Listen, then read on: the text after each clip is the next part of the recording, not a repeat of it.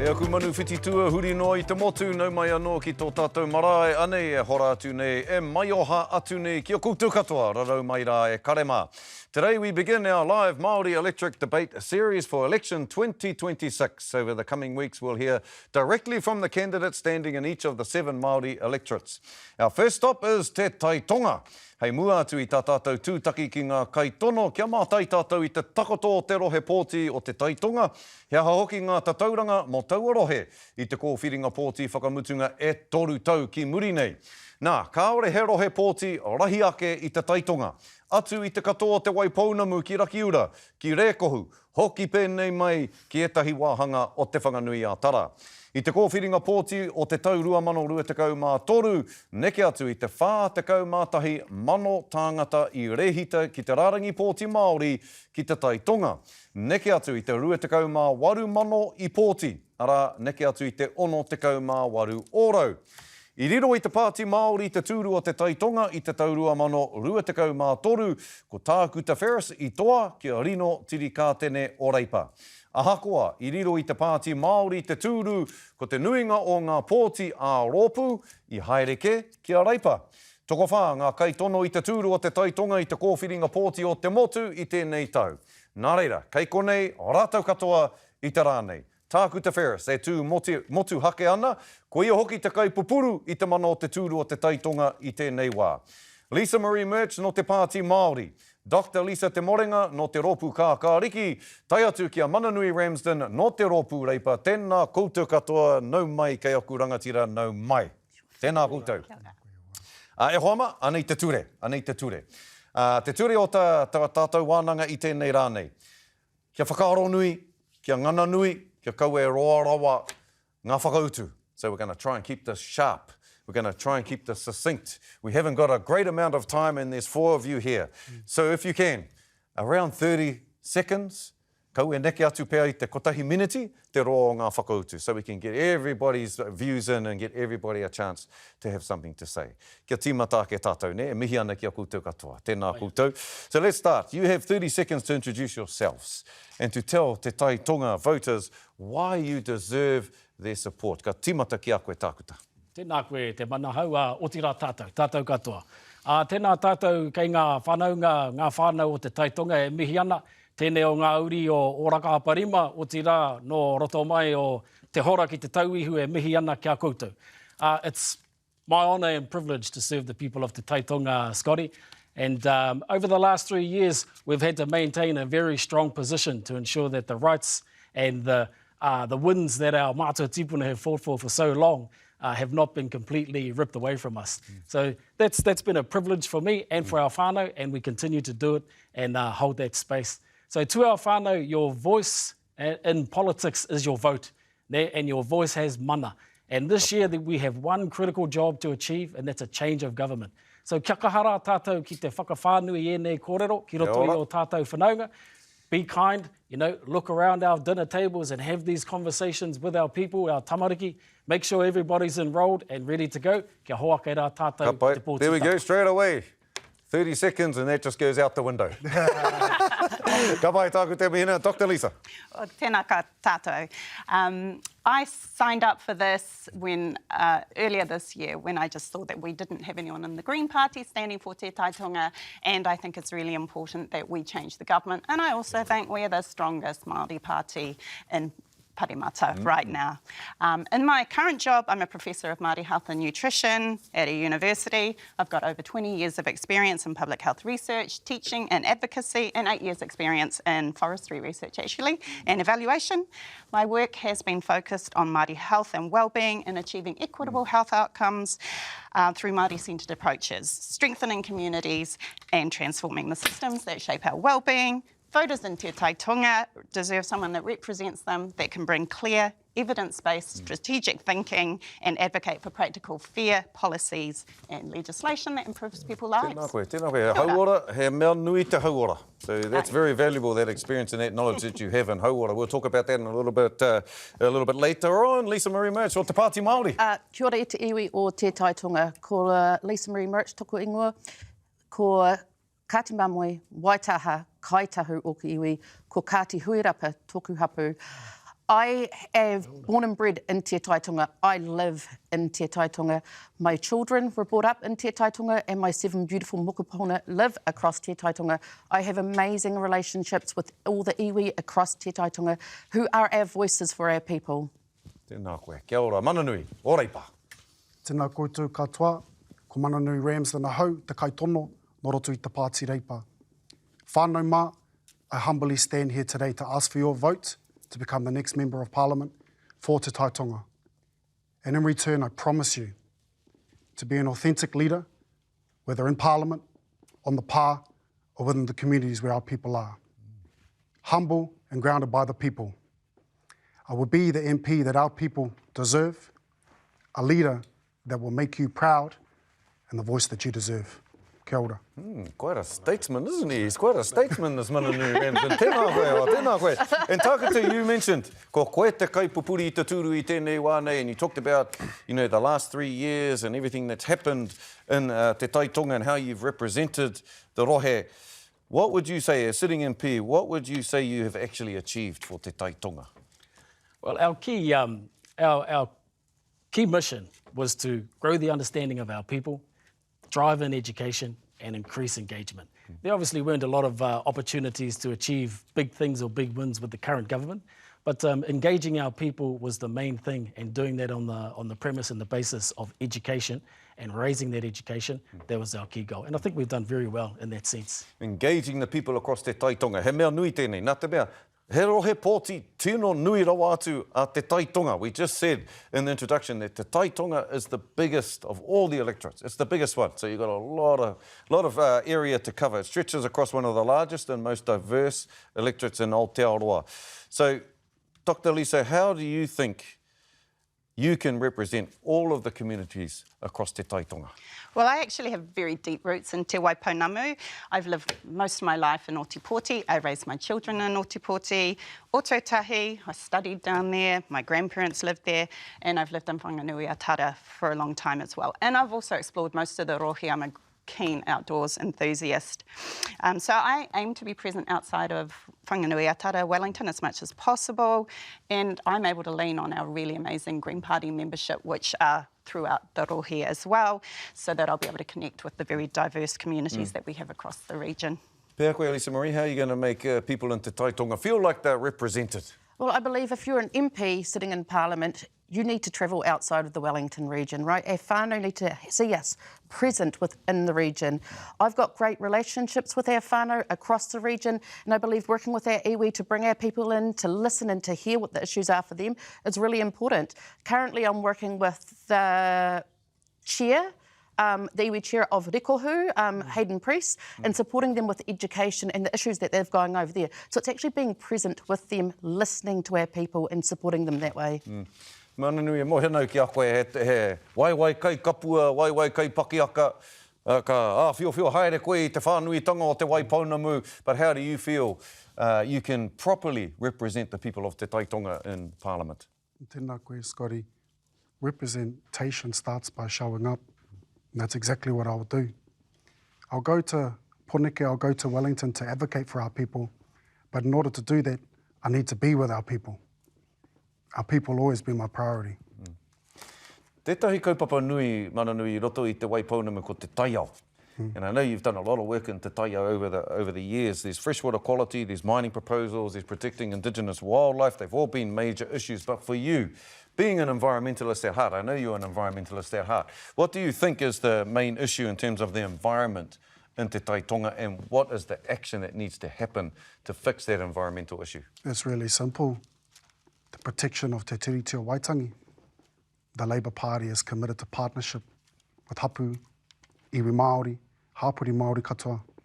Lisa Marie, do you think that Labour is committed to Te Tiriti o Waitangi in terms of environmental issues? I believe all parties believe that they are, committed to Te Tiriti, but Te Pāti Māori is the only party that is underpinned by Te Tiriti. We have Te Tiriti in every single thing that we do. That is our foundation of our party, the belief that Te Tiriti is important, that it's here to stay, and we'll continue to fight for that. What do the Greens say about the major environmental issue in Te Tai Tonga? Well, first, I would just disagree that Te Pāti Māori is the only Te Tiriti-centred party. The Green Party is Te Tiriti-led party, and everything that we do is a model of how we would co-govern the country.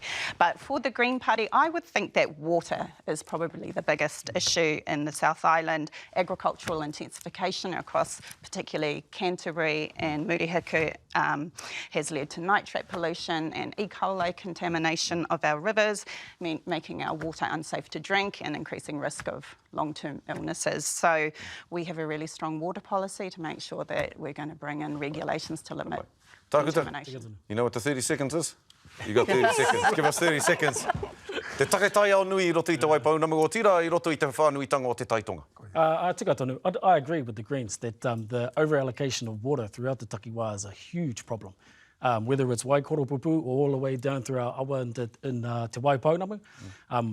The quality of water, you know, unsafe drinking, unsafe awa to swim in or roto. So those things need to be in the forefront.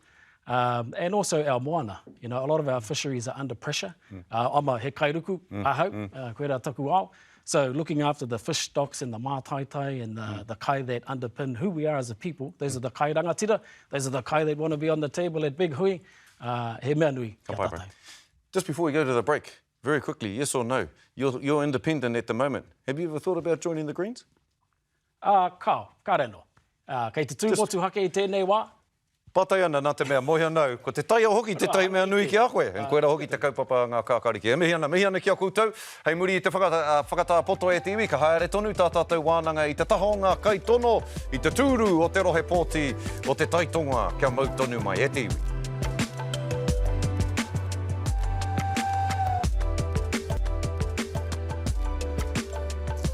Hoki mai anō ki tēnei wānanga tau utuutu I wainganui ngā kai tono I te rohe pōti o Te Tai Tonga. Mihi ana ki a koutou e karema. Hauora. Let's go to Hauora now and let's go to the health issues across Te Tai Tonga, because many communities across Te Tai Tonga face waiting lists like everyone else does, but also that because of the expanse of the rohe, there's a lot of travel time to access key services, to access care services. Te hohipero o te pozi, that's an example of some of the problems that are in the health system across the rohe of Te Tai Tonga. So, Dr. Lisa, what's the first change you would make to improve access for people in Te Tai Tonga? Cool. So primary health care is tragically underfunded. So we need a structural overhaul of the system to ensure that we have people and doctors willing to work in primary health care, because it's a profession that they can manage. So how do you do that? How do you make them want to work in that space? Well, we need to fund it better. We'd like to see primary care free. And so that's seen as a valuable profession. At the moment, they're burned out, our doctors. Their workloads are too high, the capitation, the funding rates is far too low. So we need to change that. In the interim, though, we would propose sending some mobile health vans out around the rohi to make sure that we can deliver healthcare services, diagnostic services to our whānau that can't easily get to a hospital. So you're agreeing again, Takuta. Was that something that you would look at as well? Yeah, tika tonu. Yeah, those are good common sense ideas, eh? So, yeah, he pai e rā whakaro. Mana nui, pehea reipa. Pehea ngā whakaro o reipa ki te hauora I roto I Te Tai Tonga. How are you going to make access better for people across Te Tai Tonga? Access to medical and healthcare. Pātai nui tērā e hoa. The biggest issue for healthcare, puta noa I te motu, is the cost. The cost to access. That's why Labour's committed to 3 free GP visits. You'll also see that we're committed to enabling health professionals to establish their own GP centres within communities that need them most. How are you going to make it free? Where's the money going to come from? Well, we're going to take the opportunity with our capital gains tax to make sure that we have an opportunity to redistribute a lot of that wealth that sits in the wrong place. Te Pāti Māori, Lisa, you know, e mohi ona tātou, we know that Māori at the top or the bottom, however you want to point it out, but we're the worst off in terms of health statistics and all of those kind of things. We know that it's diabolical, the Māori health rates at the moment. So what's Te Pāti Māori got? What are you going to do? We are committed to ensuring that Our healthcare system, our dental systems are free to everyone across Aotearoa.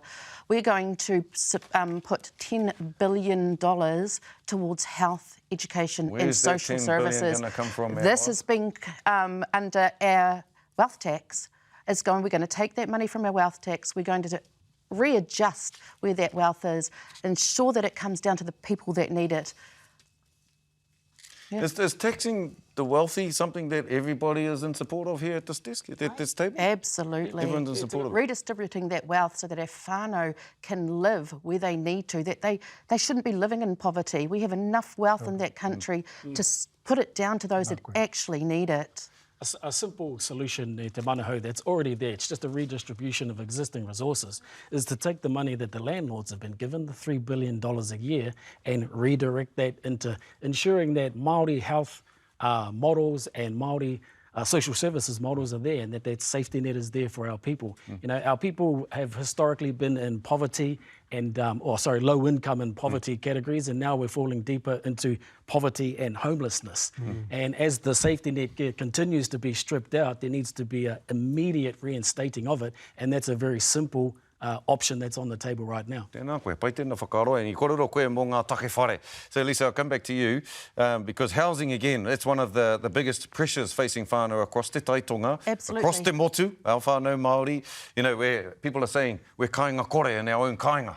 And so how, if you get elected as the representative for Te Tai Tonga in Parliament, what's the first housing policy you're going to prioritise?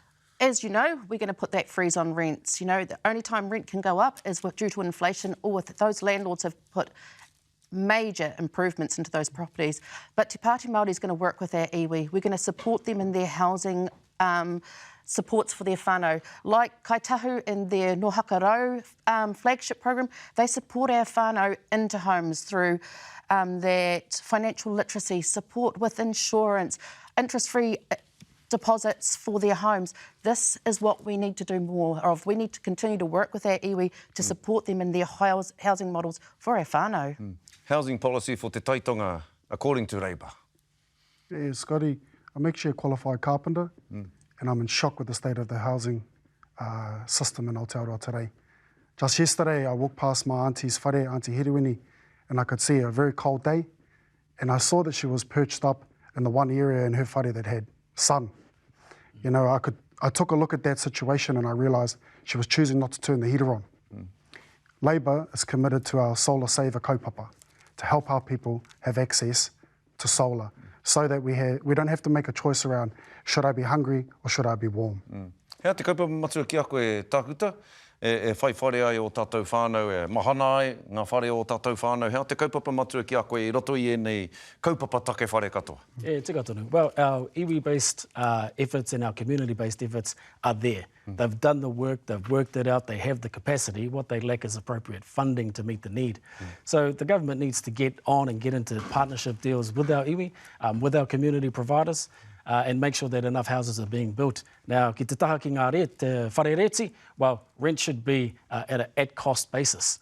You know, people shouldn't be having to decide whether rent or food or rent or petrol are their weekly choices. It should be manageable. So that combination of iwi being in those spaces, of community providers being in those spaces, the Crown has the money, our whānau have the need, we just need to pull those things together and get it moving. Dr. Lisa. The Greens on housing. The Greens. Well, it's really rewarding actually to see how much the Greens have been leading conversations around housing in the country. We were the first to introduce free solar.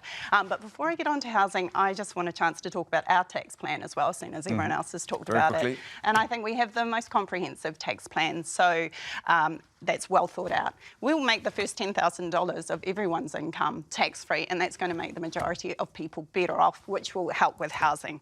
But when it comes to housing, firstly, housing the homeless is super important, and we can put people back in homes. We did it in COVID. There's no reason why we can't house the homeless. It's government chooses not to. In terms of renters, we have a Renters' Bill of Rights where we intend to cap rent increases to 2% per year, reverse no-cause evictions so that people have stable lives, stable homes to live in perpetuity, and we want to introduce a rental warrant of fitness to address those problems that you talked about with multi-dam houses, because at the moment landlords can can assess the compliance Too much mana, eh? themselves. They've got too much mana. They've got Synergies between all of those kaupapa. There's some synergy amongst all of you. I wonder if you could all work together, maybe. Who knows? Anyway, hei muriaki, ngā whakatairanga ko ngā kōrero whakamutunga. E nei kai tono i te tūru o Te Tai Tonga. E te iwi, ke ita tonu mai ki a Marae.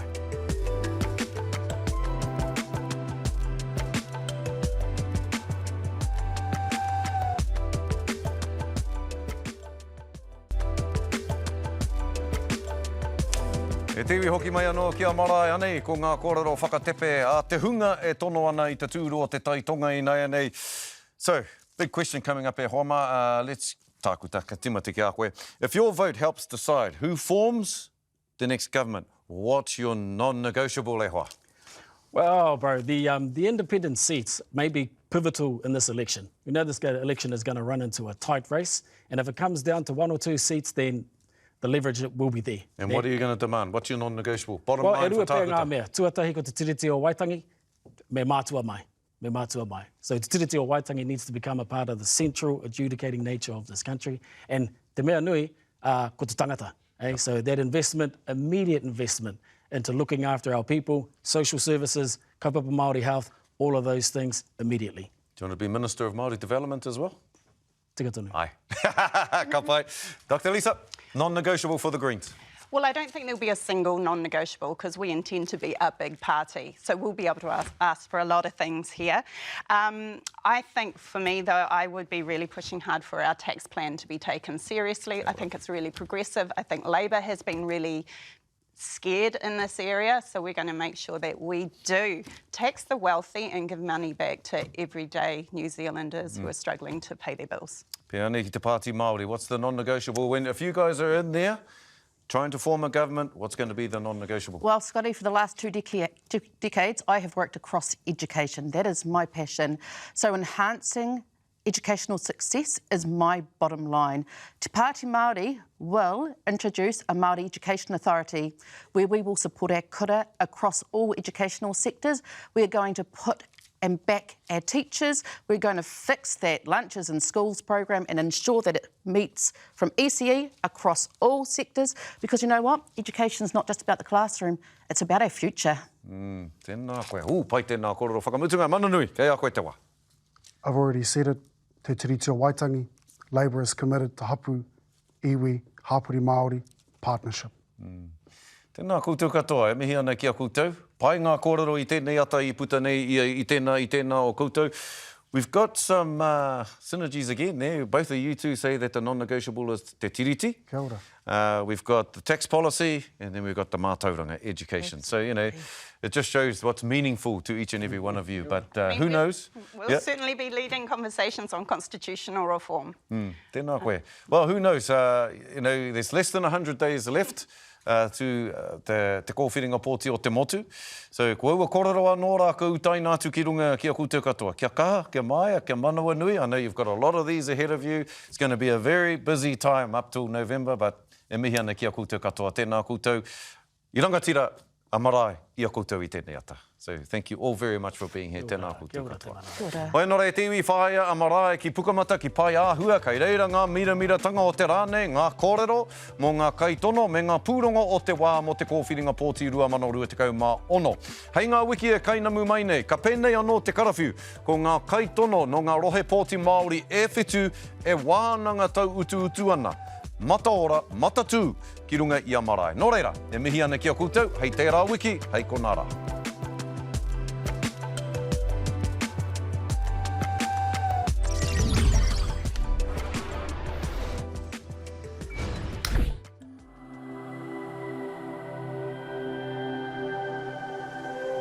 Ko te reo, te take.